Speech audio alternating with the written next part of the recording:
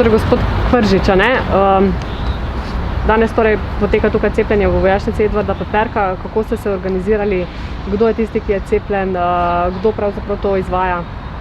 V vojašnici Edvarda Peperka danes poteka cepljenje pripadnikov Slovenske vojske in pa civilnega dela MORS-a ter pripadnikov URSZR-ja za zaščito in reševanje. Zadevo izvaja vojaška zdravstvena enota s svojimi zdravniki in pa svojim zdravstvenim kadrom. Tako da plan je danes, da pocepimo približno nekje 600 pripadnikov in s tem tudi zaključimo današnji dan. Kdaj ste izvedeli, da so tisti, ki so na vrsti, oziroma vprašanje je torej, koliko časa je pravzaprav potekalo za neko organizacijo take zadeve? Glejte, Slovenska vojska je kot vedno dobro pripravljena in ključ do dobre izvedbe je dobro načrtovanje.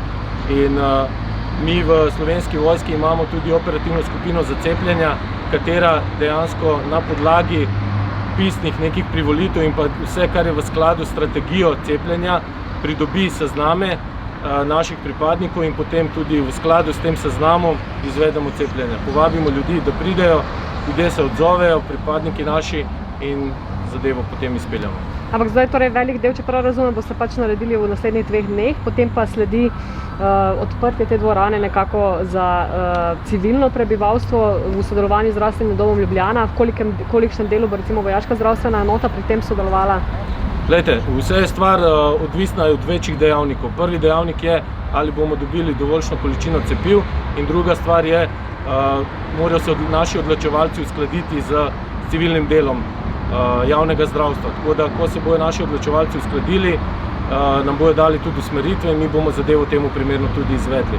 V primeru, da bo temu tako, bo tudi vojaško zdravstvo lahko priskočilo na pomoč svojim zdravstvenim kadrom in pa pomagalo pri izvedbi cepljenja tudi civilnega dela prebivalstva.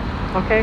A lahko sam za konec v kamero še polno ime, enoto, čin in vse to, kar pojste? Zlatko Pržič, višji vojaški uslužbenec, glavni zdravstvenik vojaške zdravstvene enote.